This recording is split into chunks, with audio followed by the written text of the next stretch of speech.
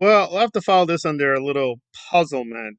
So, what is happening with the predators and exposing the predators? So, I will do more of a case I am not familiar with and then return to a case I am familiar with. And the man seems not very repentant, but I'll try to use discretion. There's a lot going on when you even expose people who are predators or alleged predators because, the YouTube system is a little weird like that.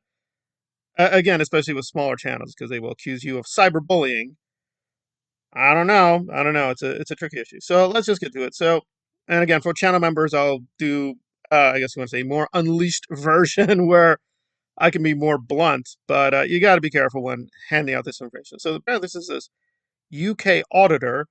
For those not familiar, what is an auditor? Apparently, it's this self-styled genre of YouTubers who basically go out with their cameras and microphones and create a spectacle. Sometimes it's good, sometimes it's bad. Again, if DOA is an indication, this auditing stuff, I don't know, seems a little a bit of a mixed bag.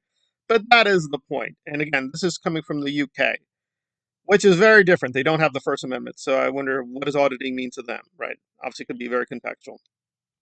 In any case, this UK auditor, and again, I want to stress this, he's in a wheelchair, right? He's in a wheelchair, and if you still want to condemn him as a predator, yada yada yada, whatever, again, how much of a threat is this? I don't know. But anyway, so a wheelchair bound auditor who passes himself off as an independent journalist has been showing up at some recent UK protests, and he was recently exposed. And again, I double, triple check. This is from several independent sources, so it does seem very credible that this person is what he is. He's a predator and was hiding that. And again, apparently his YouTube channel is gone. I've Googled him several times. So, hmm. But again, I am not from the UK, never been to the UK, so confirming all these things is a little hard. I would love to just go to the courtroom, actually go through these documents myself, and just be able to verify finally what is really occurring. However, you know, the day and age we live in, you can't be too cautious. So I will leave it there. But again, I want to do a little bit more confirmation before I give out, whatever names, number, attorney information, because this stuff can spin out of control if you don't get it exactly right. But again, the information does seem very, very credible. So that is what is occurring in the UK at the moment. Now let's turn to the USA, which is not much better. And this one I will be I will be a little bit less what's the word? Not as concerned with the party's feelings, but I do want to stress several things, like the wheelchair man. This is a little tricky for me because again, I can make easy money making fun of this channel. This channel is really, really small. This channel is really, really small. This person's Twitter following is also really small. So why are we focused on it? Well, I think there's several aspects, which is very similar to the Aaron Smith 11 cult. No matter how small the following, these people are really insane. And yes, they do find a safe shore, safe harbor with some even more questionable types. And, so it's an instructive lesson on what is going on with these online fandoms. And again, it does stick out for two reasons. Again, I want to be very clear. I don't share this person's politics. They're very pro MAGA. I am not pro MAGA. But Ethan Van Sciver has been in a war with Eric July, a black creator. They used to be friendly. They're both very right wing, but now they're going back and forth.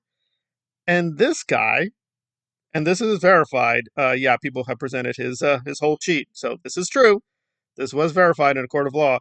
He's even on a registry. He doesn't deny it either. He does not really deny, although he has hinted that perhaps it was a wrongful conviction. He doesn't give any details. And again, unfortunately, predators now or a dime a dozen. So there's two things that stick out. One is that Mugama accused Ethan Van Sciver, who is white, of being a racist. I will say, to put it mildly, Ethan goes very close to the edge. I don't think he could technically be called a racist. He's had on many black guests. He has many non-white fans and followers. I don't think that rings true. He was very active in the comic book industry, but then was kind of banned by a lot of woke activists. But he worked with various creators. One of his most notable runs was with a feminist author. So I don't think he can really, in a hard sense, call him a racist. So anyway, he's dredging up racism accusations. And on top of this, yes, is trying to get the better of Ethan and saying he's the real predator. he's the real perv. And you're like, wait, aren't you convicted? Aren't you still in a register? Right? Is this not true? And the answer is it is true. So it's like, holy cow, like, wait, what are you talking about?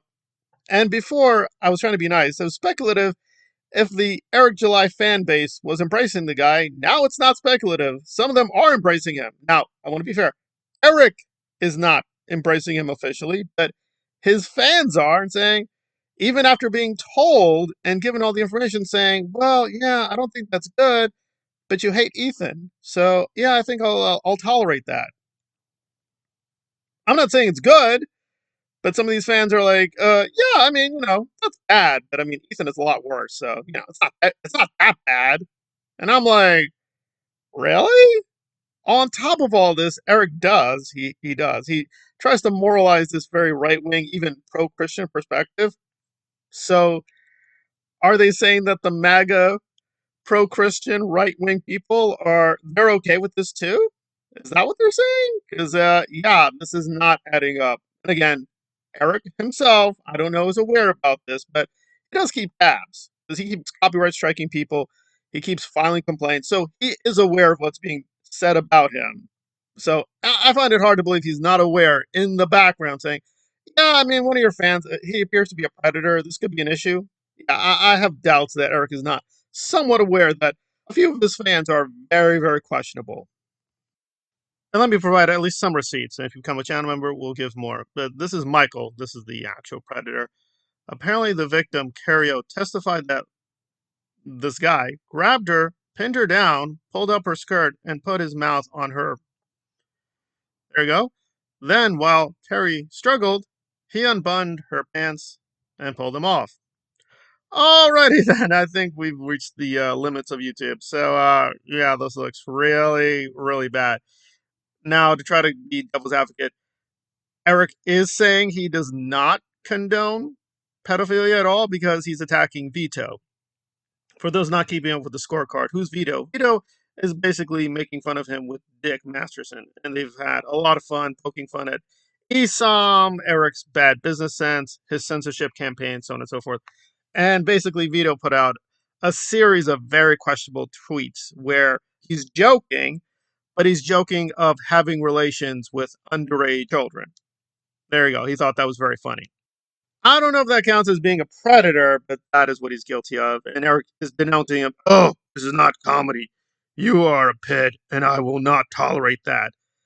But apparently, he will tolerate the black pedophile fan in the background, Michael there, for reasons.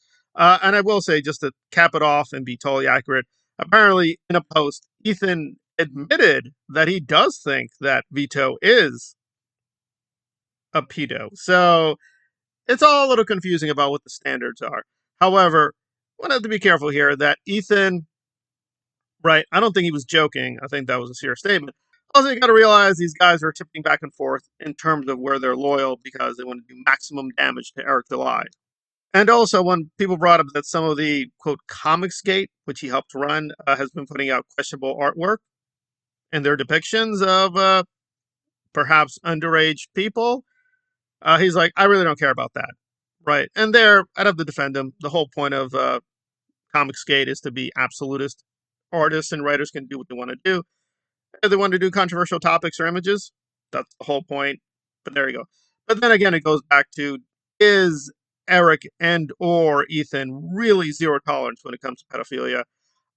It seems to be a little bit all over the place on both sides. However, this guy, Michael, is convicted. So, Vito so far not convicted. So that's a bit of a difference, but it's still disturbing all around. But yeah, it's very weird that Michael's trying to get moralistic against Ethan, given his very, very bad track record. And yes, some of the Eric fans are defending him and saying, you know, not so bad. I mean, if you hate Ethan, you can't be all bad. And there you go. I mean, really, it was just, what, one incident with the Carrie? It's only one major victim, guys. Don't worry.